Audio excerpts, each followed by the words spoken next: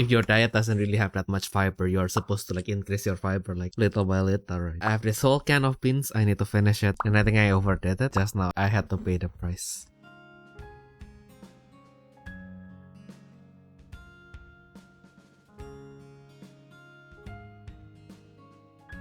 Hello everyone and welcome back to the Fresh Step, where you recover yourself for the main step. I'm your host for today, tomorrow, and the possible future, Theodore Lu. And I'm with Totus Battler in the UK and admin of the Battle Spirits English Wiki, Ayumu Seiki. Hello.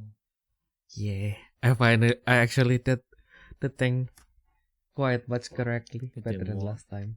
The intro. Nice. Yeah. Good. Finally. Yeah. Too long enough.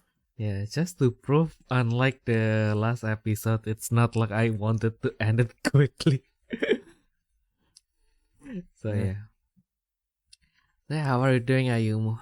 I remember you are having a trip like last weekend. Yeah. Let's catch up a little bit on what is your adventure this time. Well, fucked. That doesn't sound good. Did you stop your toe on the way? What? Did you stop your toe on the train? Stubbing your toe on the train. Stop my tongue. Stop your toe. Yeah. No. I mean, to be fair, all the things before is okay until the tournament itself. Okay. So let's dissect it a little bit. Like, what can you tell us? So I left home a bit earlier to attend a friend's graduation. So to give an idea of how much of an hassle that was, I mean, not that I minded. We first have to I had to take a 5-hour and a half overnight coach to the place. And then so that was for the graduation ceremony. And then we traveled down together with Enoch to basically visit some old Battle Spirit Saga friends. Okay. And then so that was from the first day 2 weeks ago. And then so I stayed for a day at Enoch's place on Friday. And then his place was very near. Well, to be fair, okay, yeah, he's living in Birmingham, and it's very near to the upcoming Pokemon regional, which is in Birmingham. But then it's a bit awkward for me to go back up to Newcastle. And I was like, well, I can't really stay at your place for a week, can I? Because this is your parents' place. And then so we got another mutual friend who just said, well, come down to London with me then. I got 2 cats. Okay. Yeah, I was just like, yippee. 2 cats. Yeah, and so I went down to London. And then while I was sitting in London, I got a phone call from my roommate, and he told me so he was testing with his friends on like the Pokemon matchups at our place, and he basically told me that one of them got trapped in our toilet for an hour and 20 minutes. Okay. And then he basically told me, I'm sorry, Ayumu, but I think we will have to break down the door. It's like, I was like, fine. Okay. I mean, well, we can't let our friends be trapped in there for any longer, can I? So, yeah. So, and then after the phone call, I literally just sat on the sofa and just contemplating my life decision for like 5 minutes whole, getting ready to spend hundreds of pounds just to fix a fucking door. Yes. Okay. Yes. Can feel the pain. And yep. And then all that was fine. At the end, they didn't actually break down the door. Instead, somehow our friend was fit enough. So basically, what they did was they unscrew the window, and then he just climbed out from there. But you gotta understand, the window gap was literally so. I'll just say it this way: you cannot fit in there. Yes. Okay. Yeah, I can imagine that, because like you don't need that much you don't need that much space for a toilet window anyway. No, exactly. I can't fit in there because I literally tried it today. Yeah. So so basically, our friend was skinny enough to just unscrew the window and just climb out from there. Yeah, so that was kind of solved. Just have to fix the fucking door. We'll come back to that later. Stay tuned. And then and so, all right, okay, so that's kind of fine. At least I'm gonna be spending less than I expected. That's kind of like the saving grace from it. And yeah, okay, I stay in London for a few days, play with the cats for quite a long time. Oh, they're so cuddly. I love them. Like one of them was like the British short hair cat, and like he really loves his scratches. And then like when I was sitting there, he would literally just sit beside me and just gently pat me with his paws. And then so I had to remove my laptop from my lap, and then he would just like sit on my lap, and then I would have to scratch his back, and then he would start purring. Oh, I love him. I love him. He's so cuddly. He's so chubby and cuddly. I love him. Oh my goodness. Yeah, which reminds me, also, yeah. Anyway, you continue first. I was just about to go to another tangent before I cut your tangent. Lamau. And then so after a few weeks, well, not few weeks, God, for God's sake, after a few days, go back to Birmingham to get ready for the Pokemon regionals. And then what was it? Yeah, and then so, well, the day of tournament. Yay. Not yay. Okay. I had 8 rounds. I only played 7 rounds because I dropped the last round. So my final results were 2 wins, 4 losses, 1 draw, and a dropout. Okay. I misplayed so hard, man. Like literally the answer was on the board and I just fucking did not see that. Mate. Yeah, and I dropped out not well, let's be honest. Well, yeah, partly because I was kind of rage quitting a little bit, but also just because I was going to have an early dinner with some of my high school friends who lives in Birmingham. So and they didn't want to be too late because they're working adults now. That checks out. Yeah. So yeah, I just dropped out earlier, and then oh my god, like honestly, I do not know who designed the convention hall. Like, I mean, there was probably a way. So like that, basically, there was like a monorail at the convention hall that would takes me to the Birmingham airport, which is literally just beside. And it's because one of my friends works there. And so I said, yeah, come over. I'll just drive you down to town center and we can have dinner. I was like, just take the monorail. But then I look at Google Map, and Google Map literally told me to go around the convention center. I was like, what the fuck? And there's a screenshot of it. I was like, well, I don't know what to do then. I guess you might as well just walk. And then that was the second time in my life walking to the airport. Yeah. At least it wasn't like Milan last time where I walked for 2 hours, but yeah. I mean, granted, that was voluntarily, but still. Yeah, actually, if you want, we can walk to the Düsseldorf airport next time. From Duisburg. From Duisburg, yeah. Jesus Christ. We'll see. Yeah, I mean, it's in between Duisburg and Düsseldorf, so that's totally doable.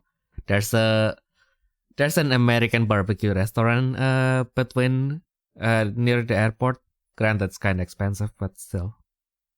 When it is not expensive barbecue. Oh my goodness. We will see. We will see. Yeah, nice. Time to complete the trilogy. So it's Milan, Birmingham, and Dusseldorf. Yeah. So yeah, I am glad that you have a good reason to drop that. But yeah. Oh yeah, and then so I came back, obviously tired as fuck. So day one was on Saturday. I didn't make it to day 2. So technically, I didn't have to wake up that early. But then because my roommate has to make it into day 2, so he has to go there early. But then like felt bad for him to take an Uber. So basically, he kind of make an excuse so that his dad can drive us down again. And so we just woke up at 6 a.m. together with him. And yeah, we were literally dead as fuck. Like barely talked that day. I can't imagine. Yeah, and so I slept. Oh my god.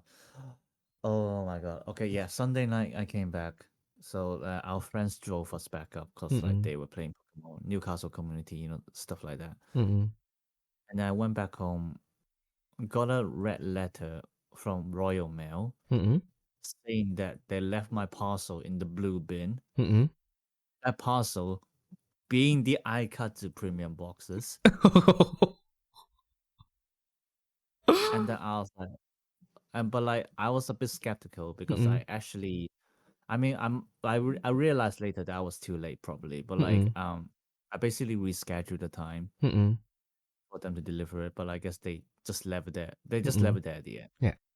Because I was probably too late.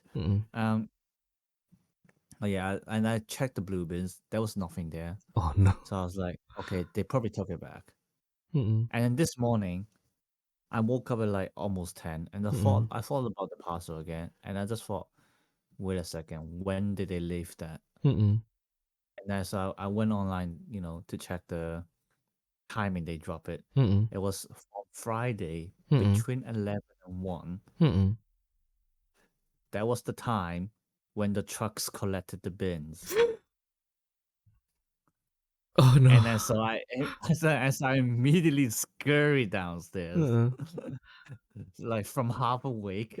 And I checked the bin, and turns out I just couldn't see it last night because it was probably too dark. And it was so stuck to the edge that I had to bend over to actually see the boxes. Because they were smaller than I expected as well, because they're not actually like full premium boxes. Oh yeah. This was literally just a deck. Yeah. And I was like, oh. Oh my god, Royal Well, you almost gave both of us heart attack, like, and twice for Ayumu.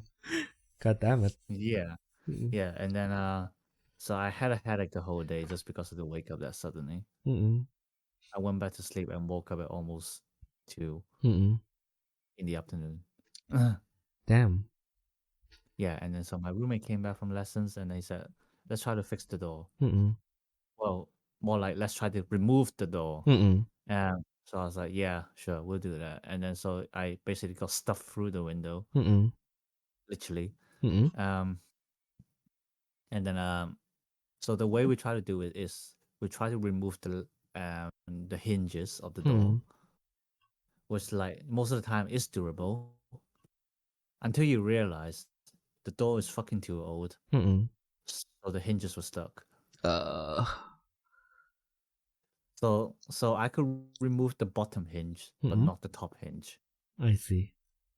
And then so yeah, I gave up. I just had to call my friend later, who works the construction. So he told me he got a good plumber. And then and then yeah, after that, like obviously I still have to climb back out. So yeah, I had to climb out and I scraped my knees. And I also almost flushed my butt to my friend. Yes. So in the end, your toilet has the last laugh. Because my trousers got stuck on the window. Yes. No, the toilet had the last laugh in the end. God damn it. Yeah. Fuck that shit, man. What are you? That was my day. Yeah. How fun. Oh my goodness. And then yeah, it's weird that even though it's not the second one is not directly like the amount of time I have to scrounge my deck from the bin. If I have every nickel for it, I'll have 2 nickels right now, which is not much, but like I have to look for my deck inside the bin twice. Yeah, I think I've told you the story before, right? Like the one where we just opened like the new Vanguard boxes, the case actually, and then we made like the most expensive deck, and then I forgot to put it inside my pack, and then that was on my birthday, so I thought my friend was playing pranks on me. And turns out no, I actually left it in the Airbnb. Oh god. and then the mate actually like already put it inside the bins. And then like the truck was like literally there. So I was like, if we like didn't run fast enough, like it's going to be collected and we're going to lose like, well, it is like and even worse, it is like the value like back then, right? Like, and it cost me like, if I were to remake that, like it's probably going to cost me like €150. Which with that was on 2014, so that's going to cost probably like 1.5 times that amount with today's money. What the fuck? Jesus Christ. Yeah. That was surreal. But yeah, it is what it is. We are here today. We are now that we are totally calm. I'm totally calm right now. Now that the boxes are safe. So we want. Oh yeah, for those who don't know, yes, I ordered the premium boxes for you as well. So yes, it's a share as well. Yeah, we're going to be able to play Aikatsu. Yippee. Yeah, so speaking of Aikatsu, speaking of Idle Spirits, we do have like a pretty personal topic today. So this today is going to be totally just from our own experience. Nothing factual, as in nothing generally factual. It's just from our perspective of factually correct from our of what we are thinking, but not really like objective reasons of why do we play Battle Spirits by Theodore Lu and Ayumu Seiki. Yay! Yeah, pretty sure we probably mentioned this in like one of the podcast episodes before, but let's just treat it as a recap. Exactly. And yeah, it's something that we would like to sprinkle like here and there, but this time we wanted to make it a little bit more structured, because this is what we think kind of like the 3 base factors of why we will choose to play any card games at all. But like, of course, we want to speak specifically about why we play Battle Spirits in the first place, because my story of why I play Vanguard, like my friend totally just roped me into it and then I got hooked. It's like the most basic story of like how you got hooked into a trading card game in the book. Yeah. Okay, so first of all is of course the game itself, which sounds like a very simple word. That's why I use like the cursive to make it look more fancy. But this is more into like what the game itself has to offer. So kind of like the aesthetics, the gameplay, and how they do their products. So basically anything that is not connected to the outside world. It's basically what can you get just by like opening the products and using them as kind of thing. I like how Theo just decided that, from now on we're just gonna do this like a PowerPoint presentation. Yeah. When it makes sense. But yeah, I am happy to kind of like I found this template on like one of my sidekick, and I was like, this is perfect for today. Yeah. No, I mean more like in general, like because you did the same thing last episode, right? Yeah. Like a PowerPoint and everything like that. Yeah. Make it fancy. That's my client said that. Yeah, it's going to make things look more professional. Why not? Your client. Yeah. My acquaintance. they asked me for help. I just want to sound cool, okay? Not there. Yeah, not today, man. Not today. Not there. Screw you. I know, right? I think aesthetics is of course like a very, very thin line thing, because I think like the aesthetic of Battle Spirits, of course, has evolved like a lot from the day we wanted to start the game. And this is one of the thing. I think like because I've played the game for so long, I've been so used to like how the Battle Spirit cards looks, and I kind of feel like that it's at least like inoffensive to my eyes. Like that's one of like the thing that I fight with Chino a lot, because like he thinks like in a way, because especially because he's an artist and he's a designer, so like he feels like the Battle Spirit cards is a little bit over engineered. Like there's a lot of flares. Like it feels like that's Really? yeah. So to him, he feels like God damn it, you know. yeah. He feels like there's too much things happening like in the border itself. But yeah, to me it's kind of like a fun thing, especially like you see the symbols. Like at first like you don't, probably you see the symbols and then like, why do they have like this specific type and then like specific shapes, and you learn that okay, like every single one's like different gemstones and they look pretty, and it kind of grows on me. Like the only thing that I kind of like take sometimes to kind of like get through is probably the reduction like the way the reduction symbols are placed. But yeah, now I can see it like the other way around. Like whenever I see Saga, it feels like I always throw back to the Battle Spirits design, and then like if only they just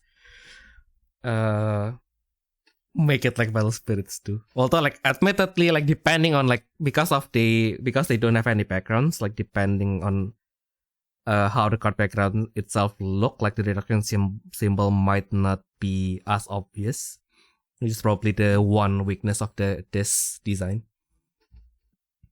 But yeah, but like overall, I really like how they kind of like requested the characters. And one of the thing that I personally really like, even though it doesn't really show from the decks that I play, but like I really like how they kind of like was able to make like stuff that are not that in like dragons or lions, like stuff that are generally like outside of Battle Spirits are considered cool. Totally badass as well, because like one of my favorite white spirit ever is of course Fanatec Elk, which they make a very thin deer actually look menacing, and I really like Fair that. enough, yeah. Yeah. I think menacing, is that really the word you want to use? Well, not really menacing. It's probably great. Well, anyway, it looks like something that is like important. Majestic. Yeah, majestic. Yeah, that's the word. There you go. Yeah. Safety. Yay. Embarrassment. Yay. I'm just kidding. Nah, I mean like, like Connor is deadly afraid of deers. I guess that means deers to some extent can be menacing, don't they? But I guess like, I mean that's true. Yeah. Yeah. I mean like in the end, like it kind of depends on like which animal you interact with, right? Like animals that you interact more will probably look a little bit more threatening to you, because like you are not as exposed to the other animals. So like the only animals that are going to be kind and also like possibly harm you are probably going to be the same kind of animals. Because like, I don't have anything against dogs. I feel like I think like from afar they look cute, but because I've been like my memory interacting with actual dogs are just like being chased by the neighborhood dogs, so like I don't really have a good impression on them to the point that I can kind of like be that close, like physically close. But like from afar, they're really cute. I really like them. Fair enough. Yeah. Yeah. Like aesthetic wise, that is why I personally like Battle Spirits. Yeah. That's fair. And then the game, yeah. and then for the gameplay, there's this thing from the level system that kind of like wakes something, especially because I am old and I mostly because I am old and I am kind of slow, so I don't really like playing like games that requires me to use my reflexes, so I mostly play like turn-based games. Like the way the level system works kind of like resembles like the way you do stuff in JRPG. Kind of feels like it kind of clicks with me personally. Yeah. And then of course, because I did play Vanguard, so like guess it just made sense that okay, so like maybe you shouldn't rush your opponent because it will give them resources, which still kind of clicks. So it feels kind of like, and after that, like playing other games kind of doesn't feel the same, because like with Yu-Gi-Oh, at the very least, like the game kind of like ends really quickly. Like once you kind of like break that stalemate, you kind of like pop and then like it's done. But like with game that takes a little bit more time, like kind of like a Magic Gathering, kind of like okay, so you damage your opponent, but like they don't get anything out of it, and then I feel like, this feels wrong. I don't know why. Guess I was just too used to the fact that okay, if I damage my opponent, it's going to cost me something, but like this one is nope. There's totally no downside to you like damaging your opponent. Like that feels weird, but I guess I just have to get used to it. Yeah. So yeah, like game wise, like what do you think, like what attracts what is it from like Battlesphere that attracts you, Ayumu? The fact that I can make friends from it. Yeah, I mean like literally. Yeah. We'll get to that later, I'm not even joking. Like the whole reason why I play Battlesphere was literally just because my friends were playing. I didn't give a shit about that. I didn't even finish Topper, mate. True. that nothing throws on you though. I mean, at the end is well, that's where the nostalgia come from, really. Yeah. I mean, like, ultimately, I mean, obviously, as I compare with the other card games, Battlesphere is definitely a lot more fun than the other ones. But we'll say it this way: I started playing Battlesphere when I was 8 years old. My second card game, well, besides the Pokemon, which obviously everyone would have dabbled a little bit when they were a child. And well, but I haven't even learned proper Pokemon until like a year and a half ago. So yeah. So I don't think that would count. But anyway, what I was trying to say is that I've only been playing Battlesphere as literally the only card game that I played until when I was 18. I've been playing for 10 years. I've been playing only Battlesphere for 10 years. So like, if you ask me, I wouldn't know if the game is actually fun or not. I mean, because like there's nothing else for me to compare to. Get what I mean? Well, it kind of makes sense. Yeah. I mean, obviously now I can tell you, it's fun. That's why I like playing it.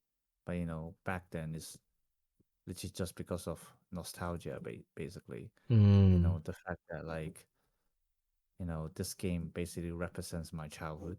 I mean, this is getting a bit into that kind of like a traumatizing. Oh no. But like the way I'll just say is that like Battlesphere helped me make a lot of friends. Yeah, and then that's the main reason why I kept playing it. And it was also kind of like the reason why I actually dropped it for half a year when after I changed school, because like, you know, the game was no longer helping me to make more friends, because literally no one around me would know about it or wants to play it. You know, so I actually did decide to give up the game for quite a while. But then one day my old friends just called me, said, "Oh my god, we're playing again! It's so fun!" And That was back in Gawking era. The friend who called me was Oh. playing white Gawking, Lamau. Of course they do. um, yeah. So like I kept playing after that, and then just like everything, just like kind of steamroll from there, basically. Cause like the biggest thing, I mean, to be fair, it was around the same time, but no, it wasn't. What am I saying? But like basically, how do I even say this? There was like a simulator online, and then so I started playing on there because I can't really play physically. I don't have the money, and I don't know the source. Please have mercy. I was only 14 years old. Don't tell me about proxy services, please. Yep. Not yet. Not yet. Not the time yet. Not the time. Not the time. So I was playing online, and there was this guy in the simulator just invited me to his Discord server, and that was actually the first time I heard of Discord as well. Actually, yeah. And then so yeah, so yeah, he invited me to his Discord server, and then I hung around, make some new online friends, and then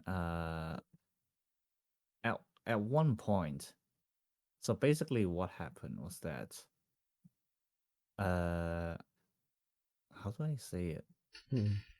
So the database was managed by two people, and both of them were working adults. One of them would update things, but he was pretty slow. The other one just basically completely disappeared. And so Okay. everything was like really slow. And so I volunteered to be the next mod basically. And so Yeah. I managed everything afterwards. Yeah. And then at that and then around the same time, the server owner on Discord, who was the one who invited me, just disappear from the earth. And when I mean that, I mean just it went offline forever. You. We don't know if he no he didn't die because his older brother was there and he Yeah. told me he just like disappeared. Mm. Yeah, and then so like I decided to just open a new server and cater my current online friends and in the new server, and well, that's how Labor was born. Yeah. That Oh. was in 2017, September the 26th. Oh damn. Oh yeah. That's Yeah. that's around the time I started playing actually. So I remember it clearly because we used to do anniversary, and now I just don't care. Yeah.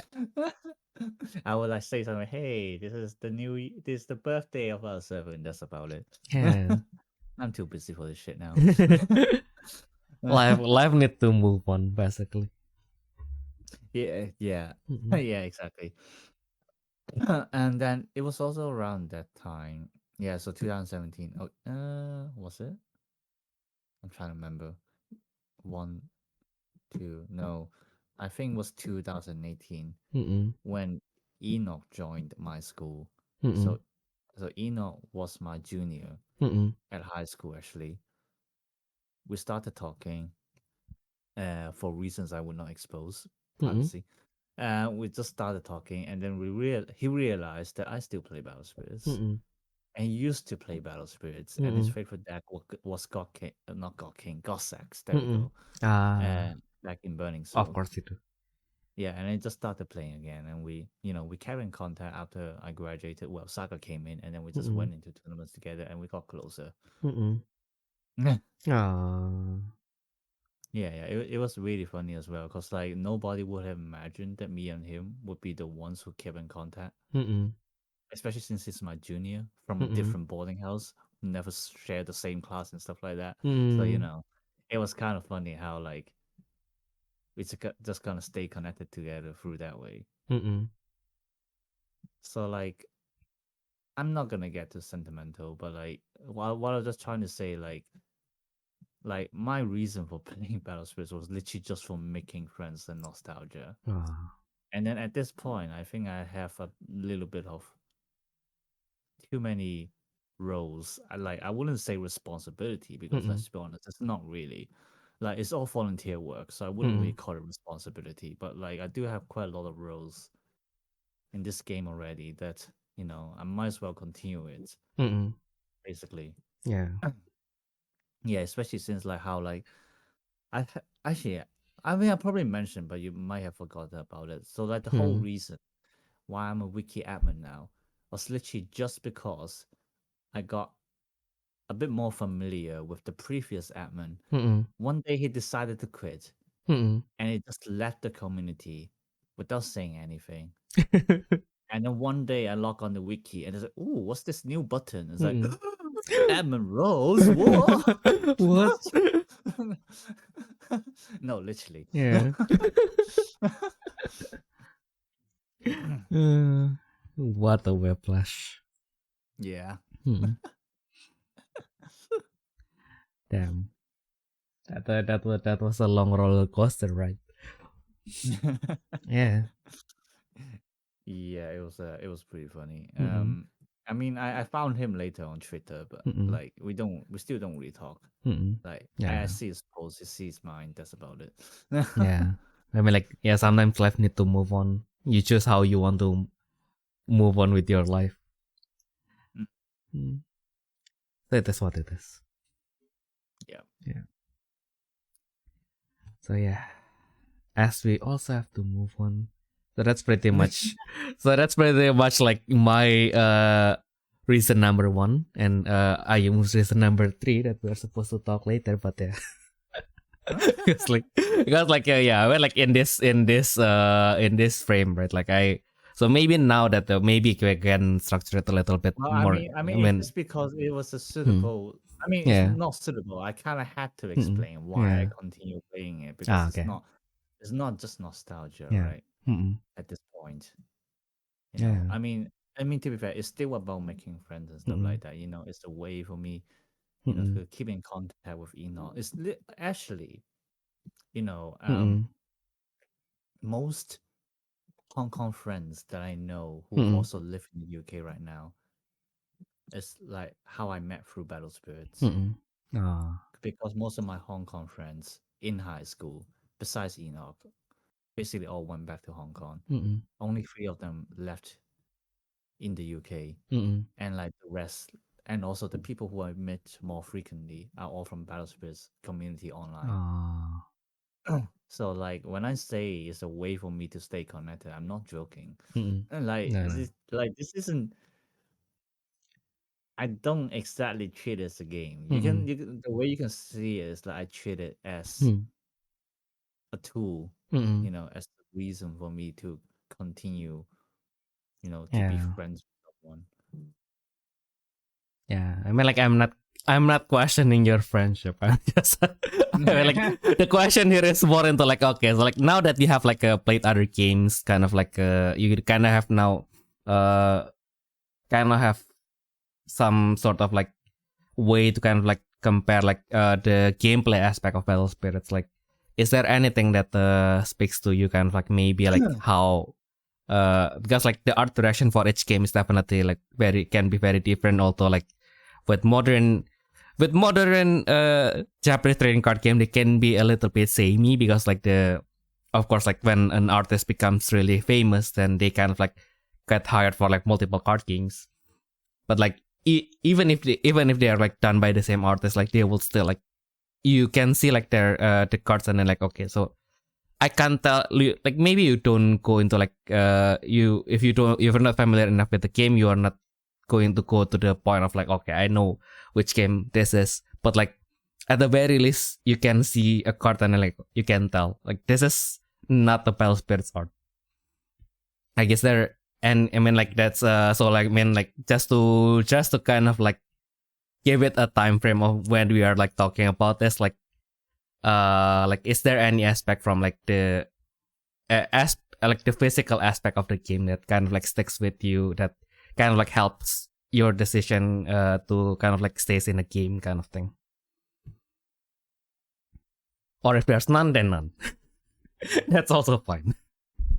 Wait, say again? So basically, the question being asked here is not why you like. I mean, like we are going to talk about like the community later, right? But like, like now, in this particular point that I wanted to ask you is more into like, is there any now that you have like comparison with other games? Is there any physical aspect from the game, such as the aesthetics or like the gameplay that you think kind of like sticks out more from other games, kind of thing? To you personally? Yeah. Doesn't have to be objective. Like kind of like, okay, so like I played like this, and then like this is one of the thing that to me like still feels uniquely Battle Spirits. Yeah. Yeah. I mean, yeah, for sure. Like, I mean, obviously, I don't really play a lot of games, and arguably, it's more. I suppose, like when I say Battle Spirits is still the most fun for me, partly would definitely be because with Battle Spirits already being one of the harder games to learn, you don't really have the incentive to learn even harder games. So, like obviously it's very subjective when I say, yeah, Battle Spirits has really good mechanics, and the other games don't. And well, let's be honest, it's mostly because I'll play the easier games instead of like the harder games. But at the same time, let's be honest, none of us want to get into the harder games like Magic and Yu-Gi-Oh! I mean, Magic, I will have thought about it, but it's expensive, so let's not. But if we compare it to like the simpler games, like, so, well, for new listeners, I mean, for you or even old listeners, but I'm pretty sure we kind of dabble on like each of you already to be enough to indicate that we actually play those games. Yep. Yeah, so I play Vanguard, Viceroy. I don't know why I pronounced that word so weirdly. And I think you're doing Pokemon correctly. Yeah. So these are the well, including Battle Spirits, these are the 4 games that I'm actively playing right now.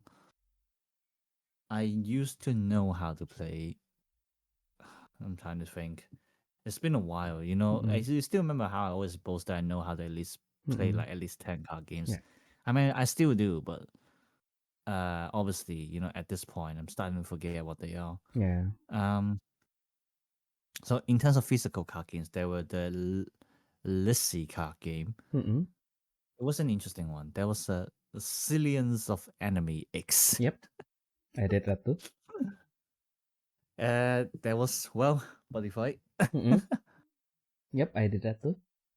Yes, you did that too. And I'm trying to think, was there anything else? I think I did Victory Spark. You did what? Victory Spark. It's the Victory Spark. I've never heard of that It one. is a previous version of Freebird. Oh, yes, Rebirth for you. I learned about that as well, actually. I didn't actually play it though, I think. But I did learn about that. Buildified. That's also one I've learned. Oh, and then Wicross. I play a little bit of Wicross. And then like at least for the games that I've actually tried, even like for a game of 2, I actually did really enjoy them. Like I would say Zillions of Enemy X was probably one of the more complicated ones. Like after Battle Spirits. Because like of how it's essentially because of how unique it is, basically. It's a share board, which you don't usually see in like card games. So it really plays like some kinds of chess, really. I mean, at this point, like my memory start to fade, so I can't even tell you like the details or anything like that. But like the way you can think of it, you got like each player got like an avatar, like a leader, whatever, however you want to call it from the other card games. And then like you put them on like, so from your perspective, it's gonna be like the bottom middle slot. So there are 9 slots in one grid, and you play in those 9 slots. And then so your avatar would be at the middle bottom of the slot, well, your opponent will be on theirs. So, essentially they're directly opposite. And so you have basically 7 other slots to actually play your cards, character cards, basically. And obviously you place down the cards on different slots to kind of block their attacks, block their effects, preventing them from getting to your avatar and stuff like that. Yes. It was really fun, but then again, I couldn't really find people playing with me in real life, so I play a bit online about it. Yeah. So yeah, I would say like mechanic is definitely like one of the things that keeps me playing.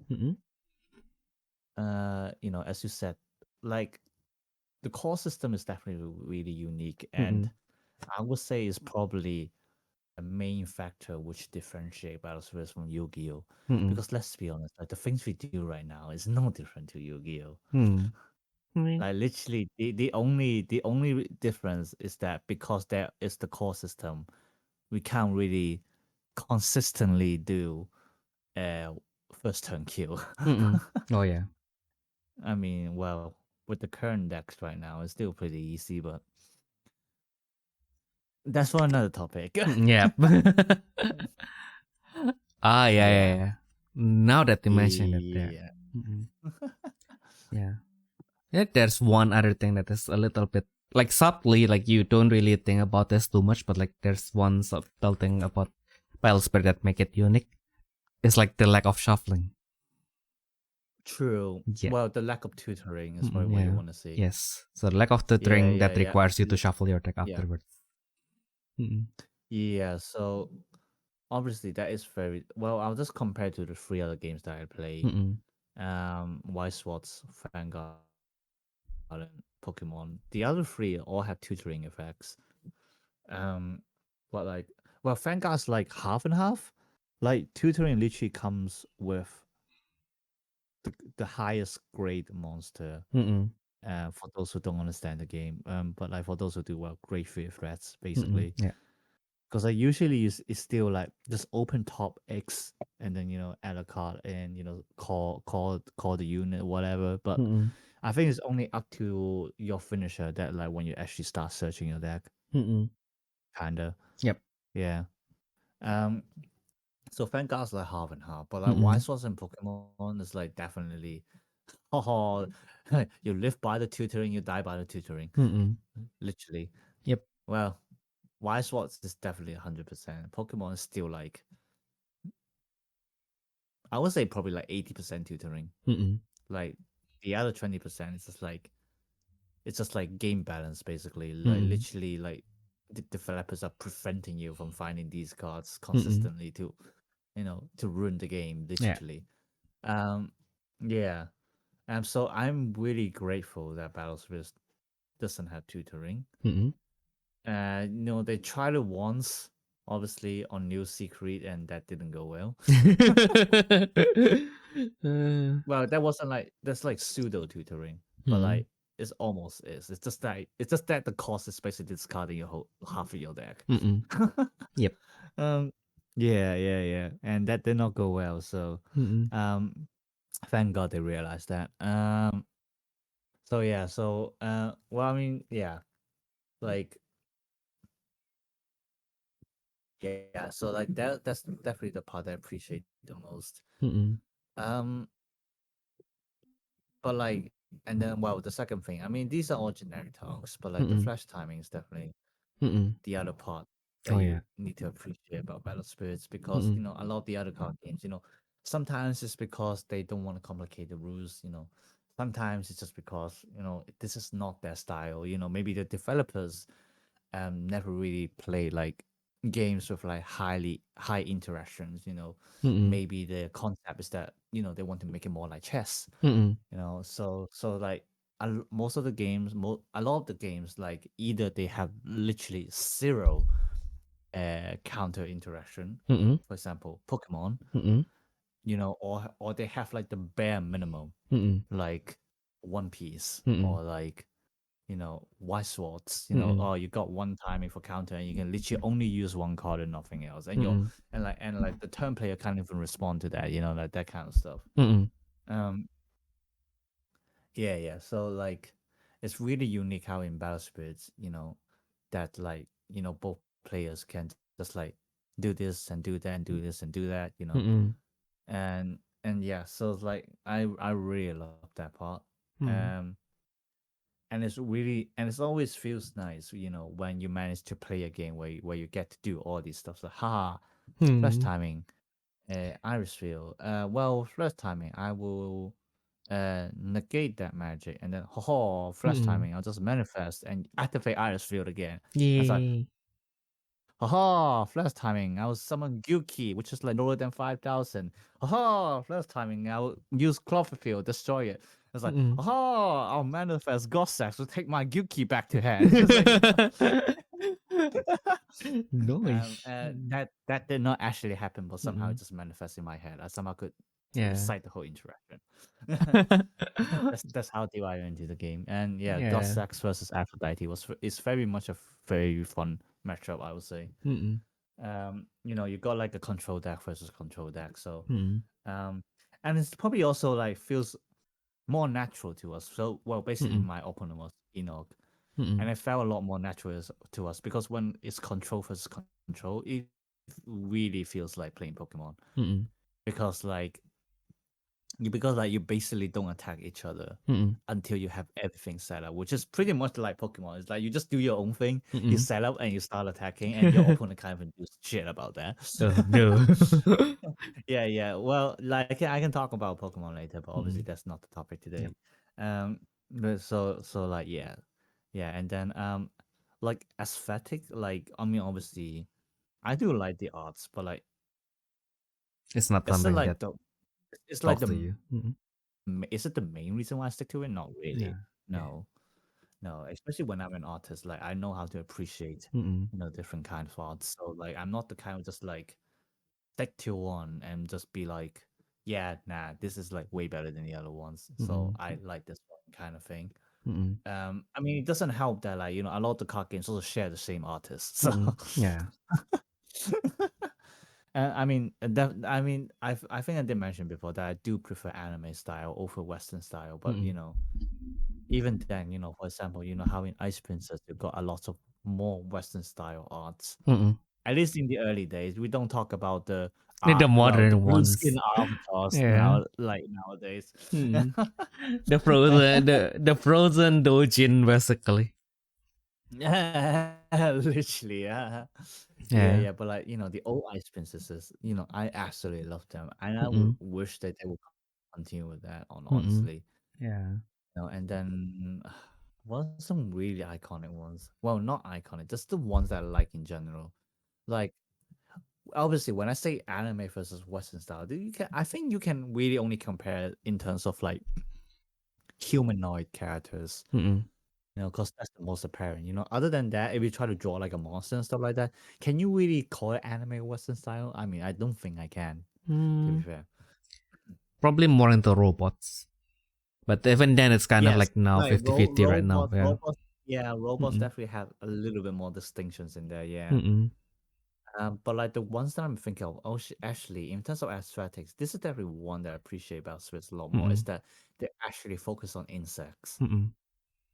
Oh, yeah. Yeah. Like, I mean, Fangak does that, right? With like Mega Colony. Mega Colony. Yeah, that's the name.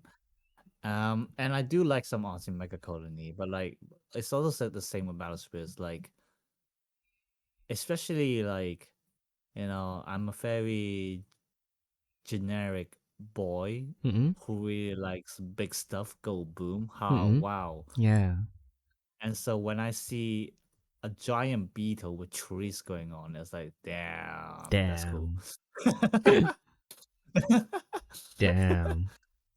Now if I open like some Yu-Gi-Oh pack for in random and I got the chainsaw insect, I need to get one for you. The chainsaw insect. Chainsaw insect. Yeah. Okay. Oh yeah. Like the pop-up arts in Yu-Gi-Oh, I would say they would be pretty fun to collect. Oh yeah. Yeah.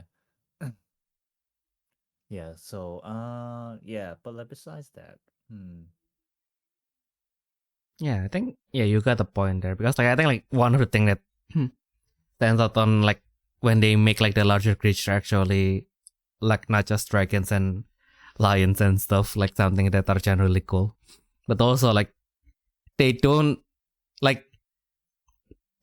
always like, I mean like sometimes they do, because like the game has been running for like 18 years now, so of course once in a while they give into the like the quote unquote the dark side, which is basically you give like the aesthetic that you want for like the smaller spirits, but like the moment you go into the postcards, then they basically just humanoid with some of those type characteristics, and then you just call it a day, which is probably one thing that make Vanguard unique as opposed to Battle Spirits. So I'm not saying like one is like better than the others, but like Battle Spirits kind of like stay with the concept. If you want insect, then it's like all insect, like all the way to the top. But like with Vanguard, when they embrace like the humanoid insects, they go all the way from like the bottom to like the top end, basically, with the humanoid insects kind of thing. Right. Yeah. Oh yeah. Also, another thing that other games rarely do: fish. Yes, fish. That is why we like one of our favorite red families, lava fish. Lava fish. Yeah. Well, they call it lava fish now, but a lot of them are looking more like dragons now. Like dinosaurs. Yeah. Not like actual fish. Aquatic dinosaurs. Yeah, exactly. Yeah.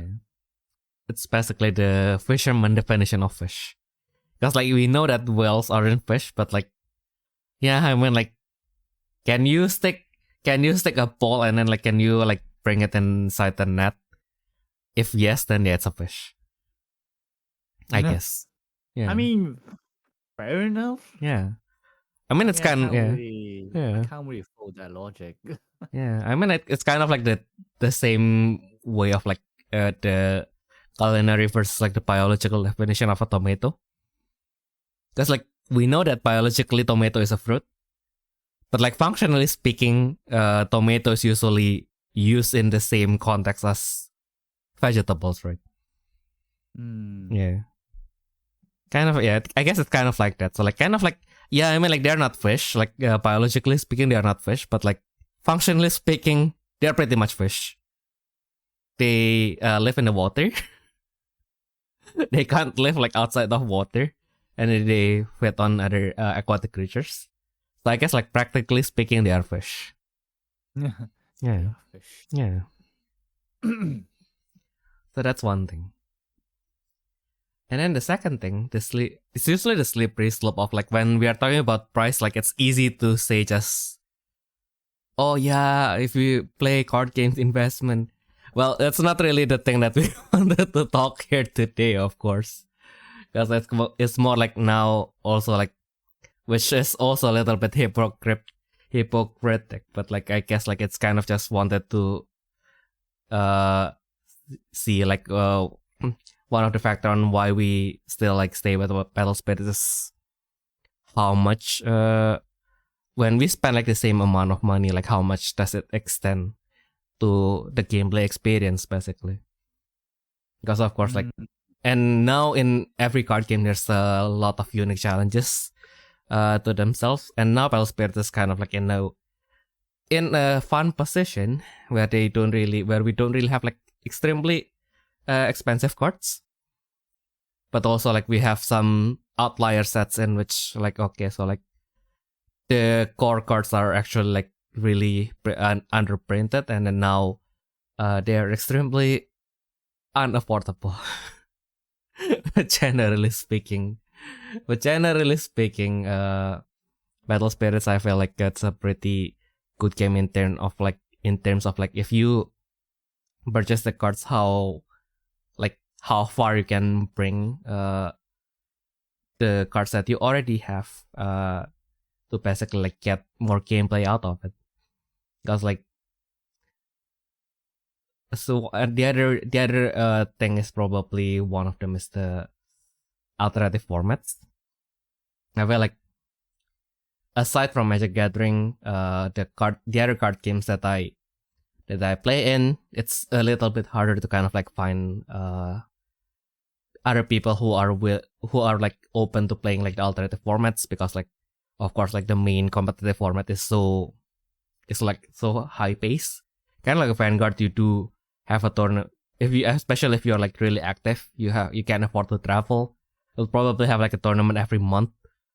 So like you will probably have no space in your head to kind of like play like the alternative formats, because like you need to prepare you pretty much constantly have to prepare for like the next big competitive tournaments basically. Yeah. But Battle Spirits, thankfully, because they kind of like space things a little bit farther. So basically, if you live in Asia, you probably have like a qualifier every 3 months. And then if you don't get an invitation, then you don't really need to kind of like put any, maybe it's more into like you don't need to, it's not like you don't have to put any effort at all, but it's more like you don't have to put especially like high effort to kind of like compete in the higher level tournaments, because it's an invitational anyway. So you can kind of like direct your attention somewhere else. Kind of like maybe you want to play collab format, you want to play Diva. Yeah, that's one of the things that I feel like, okay, so like now maybe these cards like are like not useful like in the very exact moment, but like there's bound to be way to reuse this in some shape or form, kind of thing. Yeah. Probably the better way to say is like you don't have to catch up to it if you're not like interested in like some of the formats. Oh yeah, that's what that too. Yeah. And I feel also like we have reached this point of the game where I guess like when Ayumu compare it to Yu-Gi-Oh, it's also a little, and the both games are pretty much in the kind of like same territory, that depending on of course like if you want to play on a very high level, then of course you need to at least like exert the effort. You can't just like bring your deck from like 3 years ago and then like expect it to do well. Like at the very least, you kind of have to research on, okay, like does this deck fit like the context of like the today's meta?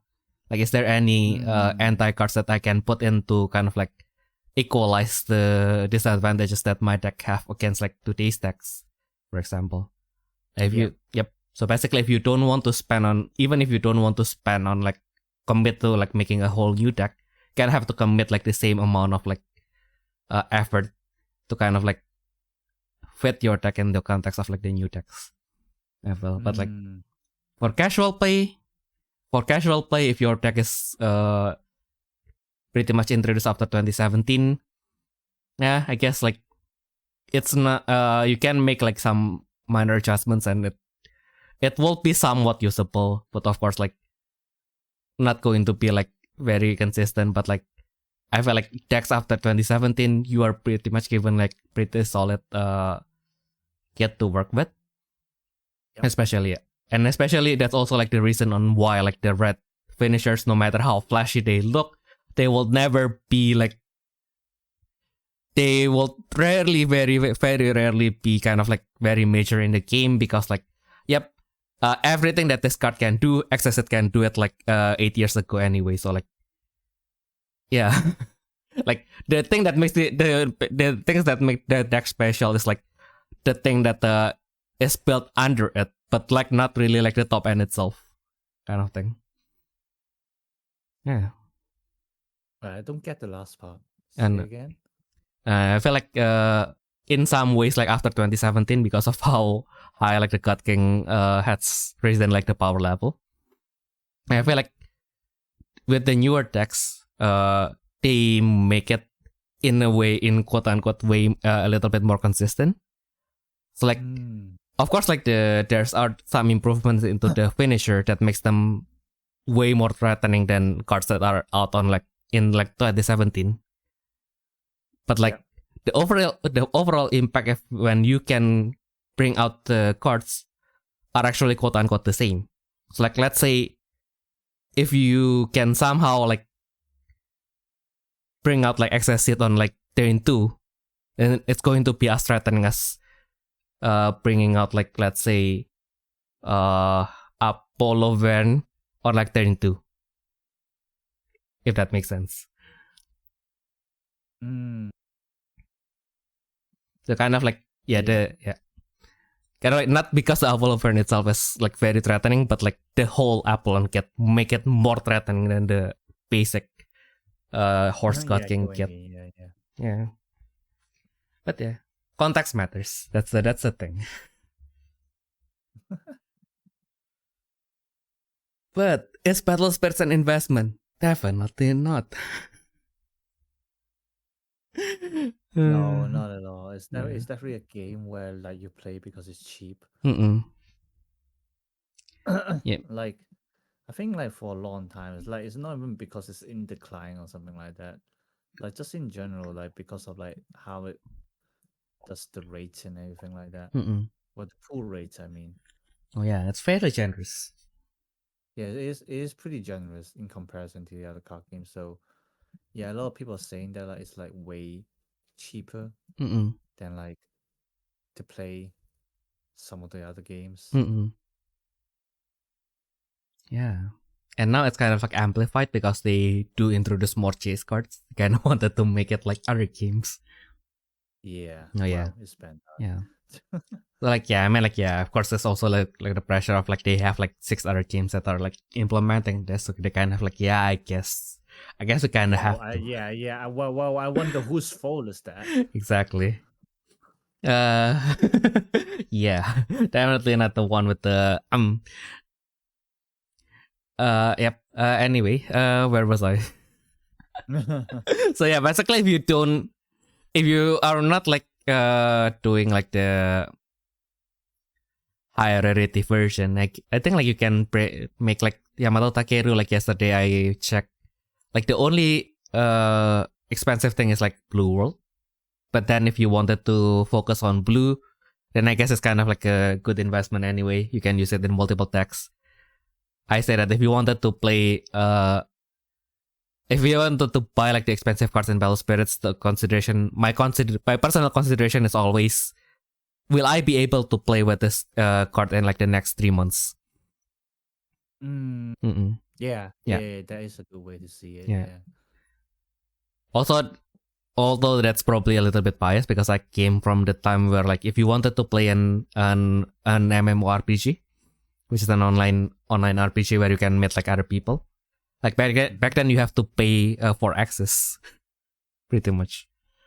So like, right. Yeah, I guess like if I put it like on like the same mindset, then I guess that kind of works because like I don't pay this amount of money with the expectation that I can get this money back eventually, but I buy the cards with the mindset that I'm paying for a service that I'm going to use for like the next X amount of time, pretty much.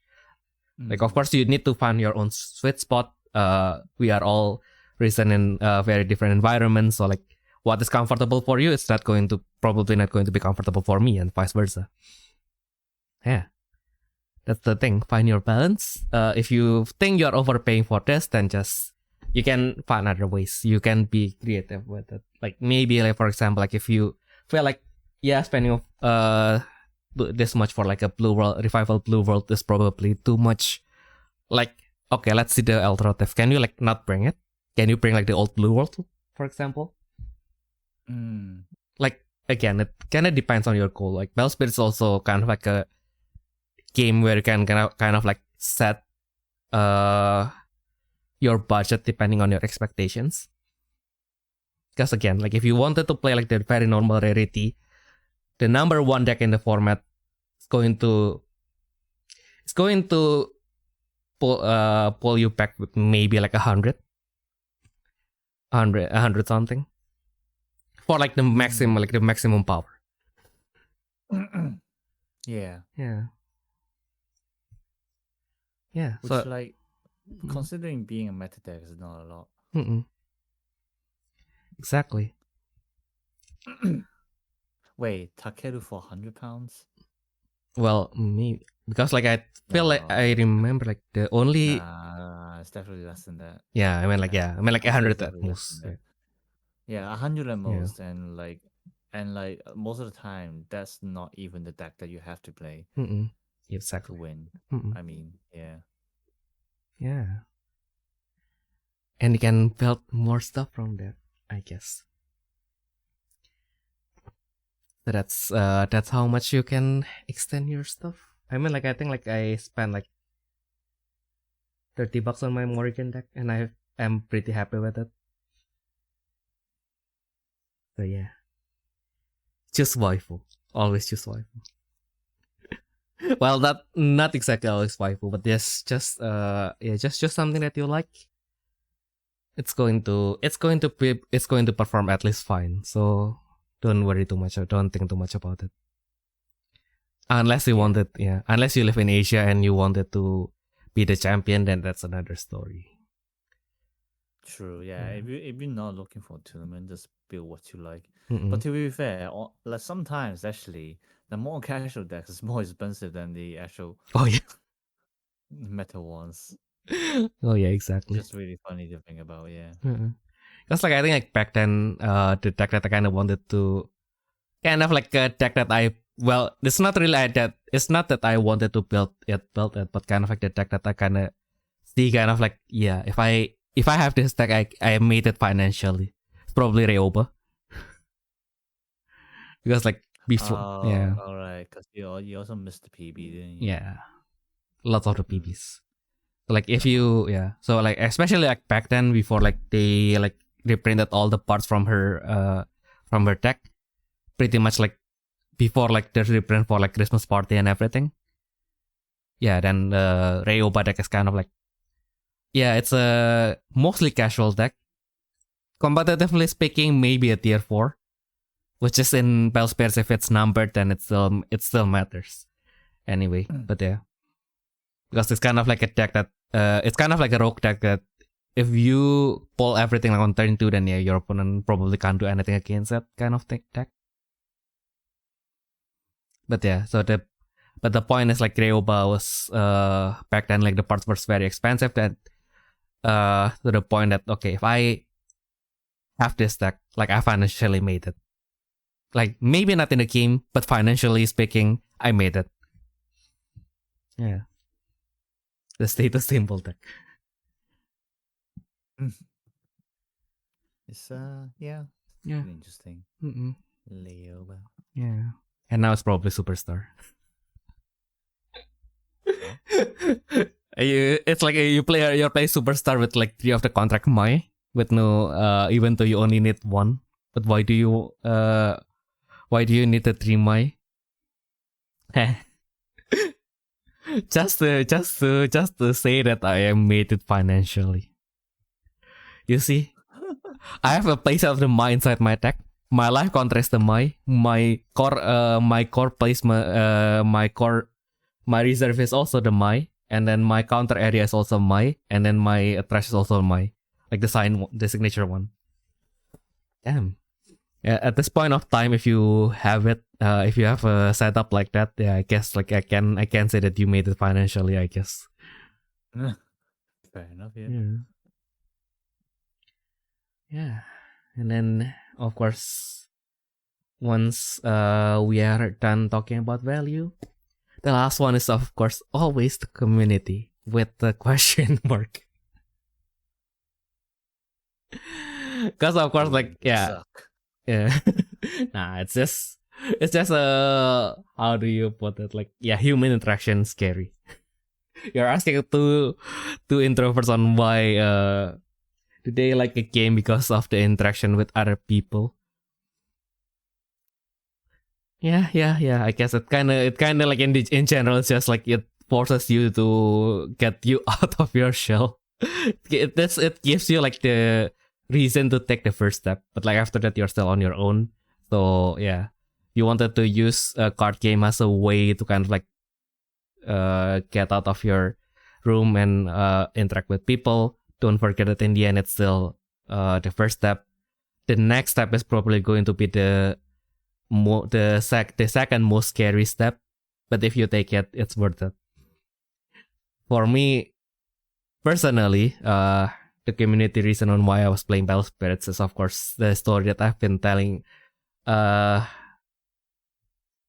more and more times, which is when I was playing Vanguard, I was like in the peak of like, yeah, I think I can make it as a Vanguard YouTuber kind of thing.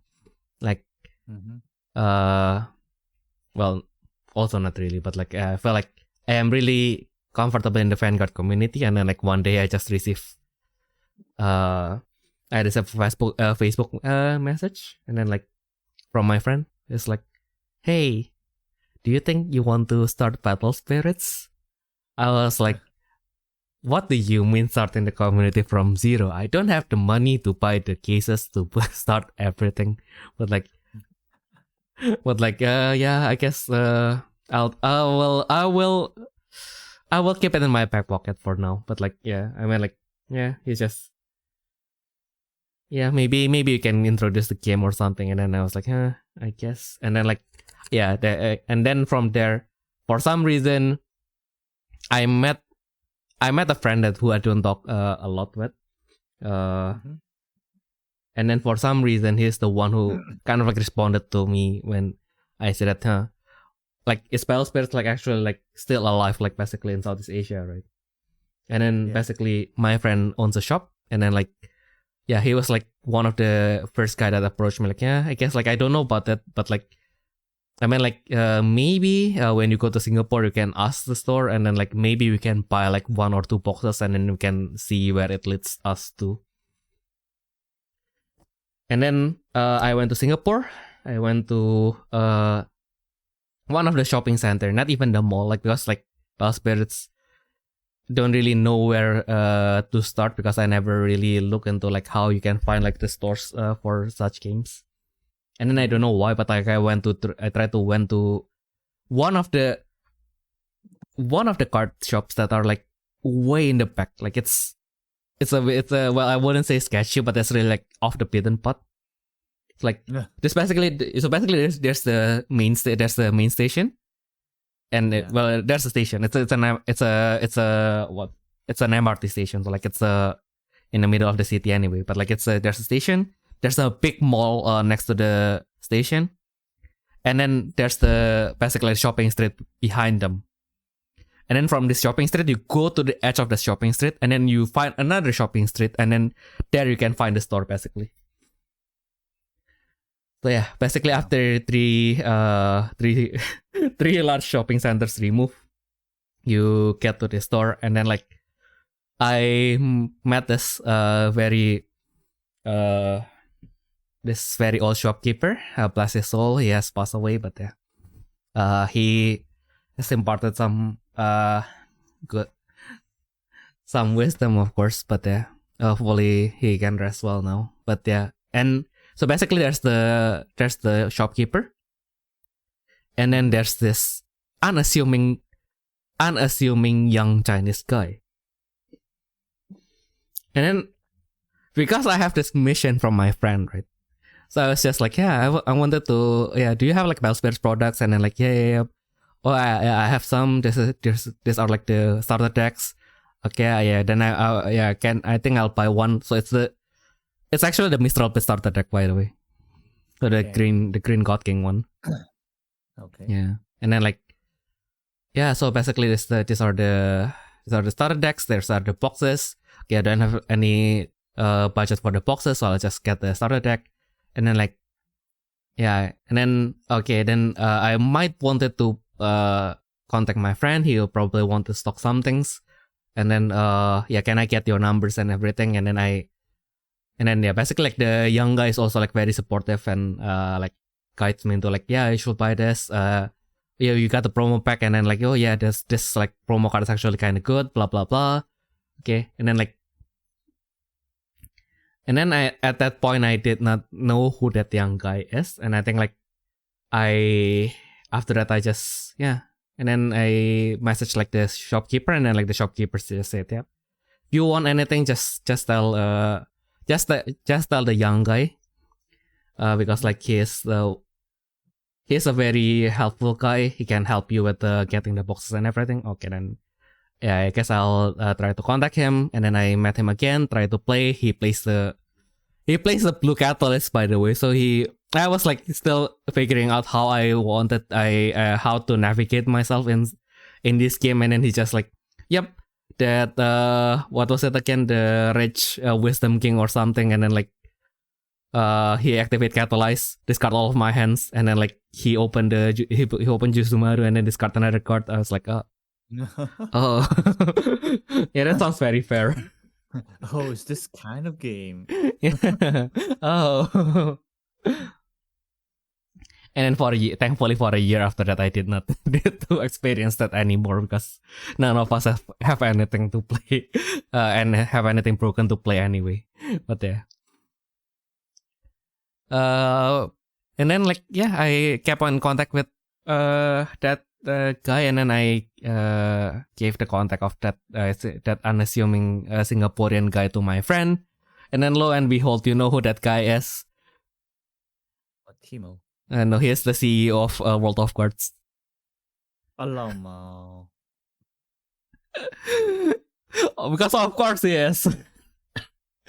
Yeah, that's how I began to kind of like interact with World of Cards and how we get like the Valspers in Indonesia. So from then on, I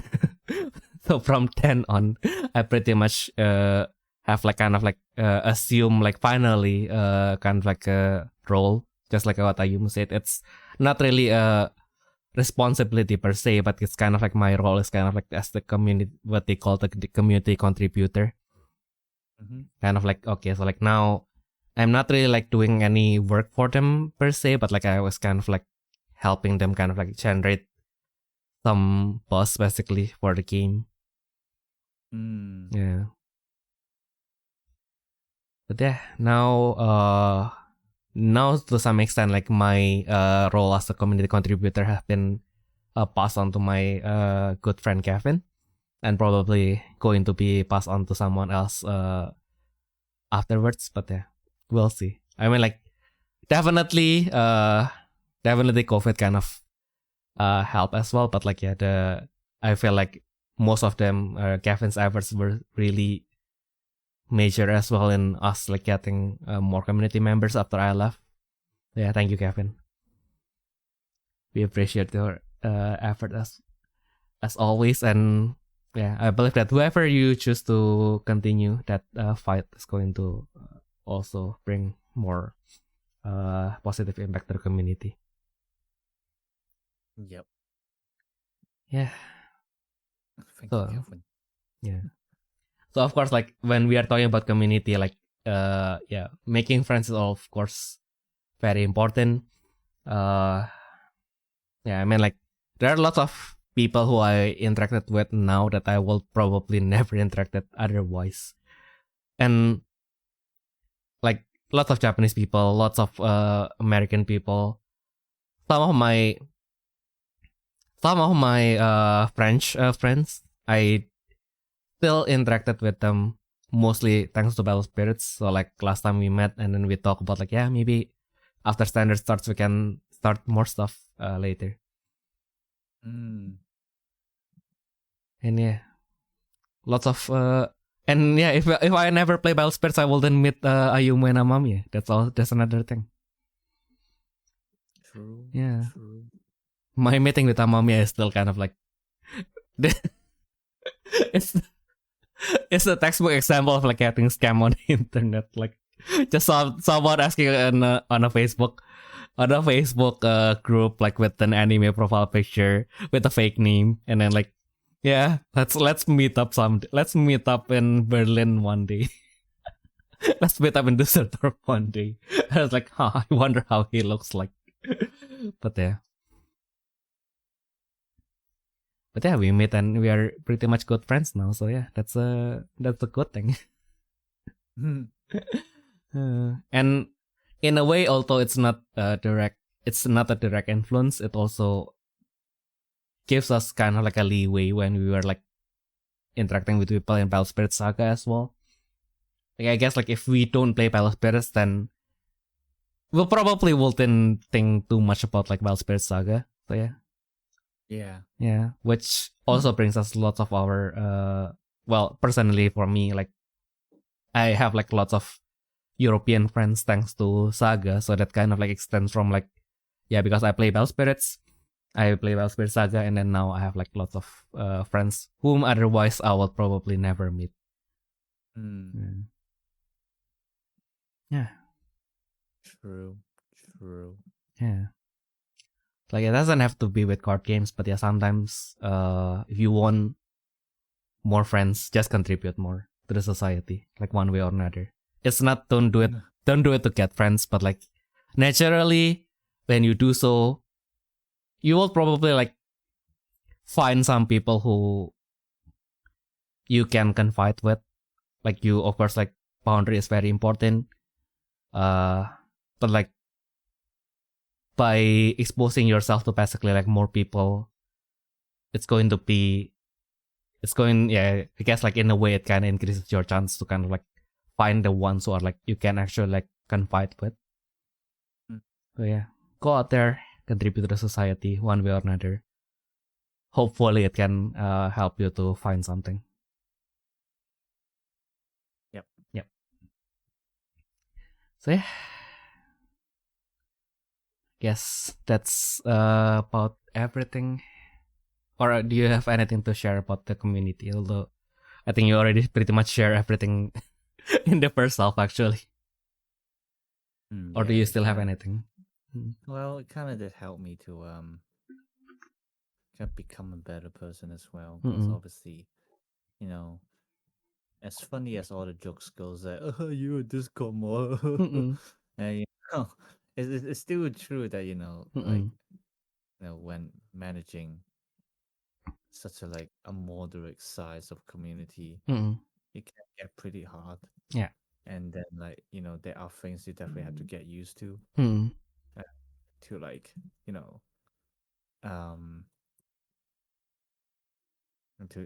to basically actually manage a server and stuff like that, and playing Battle Spirits helps me with that. Yay! Well, yeah, that's actually another good point. Because like surprisingly, although I wouldn't say it's a 1-to-1, but like surprisingly, when you do anything with your hobby seriously, there's always some aspect that you can kind of like bring to your professional life basically. So it's not going to be 1-to-1, but like I guess like if you become like a secretary or like a treasurer for your community, if your hobby kind of like in that direction, then I guess that kind of like can translate kind of like how you manage documents and stuff. If your hobby is something more, even if your hobby is something more personal, kind of like cooking, like it can still help you to kind of with planning, kind of like how to be more organized, how you do, especially because like the worst part of cooking is never the cooking itself, it's the cleaning. Like how do you manage the cleaning afterwards? That's kind of like another thing that you can kind of like translate onto like, okay, so like now I got into work, like what do I do first so that I can go home on time pretty much. Yeah. So basically just do something. Your hobby is not supposed to be like supposed to be always be productive. So if your hobby is lets you relax, then you can leave it be. You don't really need to be that active. But like if you want just to be active, that's kind of like the advantage that you can also get, because there's always some degree of skill that can kind of like translates to your other parts of your life. But like the other important thing is also it should help you to unwind. So it's also important to kind of like draw the boundary there. So like if you have like certain hobby that, the thing that I enjoy about this hobby is that lets you unwind, then as much as possible, you don't need to, well, it's not as much as possible. If it naturally leads to that direction, that's fine. But like if you don't force it to kind of like go to the other direction. Like if cooking is fun for you, like you don't really need to think about like the planning and everything. Just let it be. Just focus on things that makes you happy. That's like sometimes like the planning and everything, you don't do it consciously. You probably just see after the aftermath and then like, maybe I should plan a little bit accordingly on how I make sure that my sink is empty at all times. Maybe that's also something that I enjoy. Yeah, maybe you can enjoy. We can bring more enjoyment to your chores. That's one thing. And maybe it can make breaking your own door a little bit more bearable.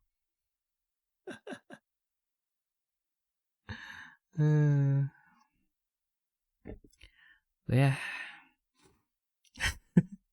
that has been a very deep dive, very personal dive on why we play and why we stay with Battle Spirits pretty much. What a wild ride. What a wild ride of Ayumu suddenly just opening his wiki account and then suddenly he's the admin.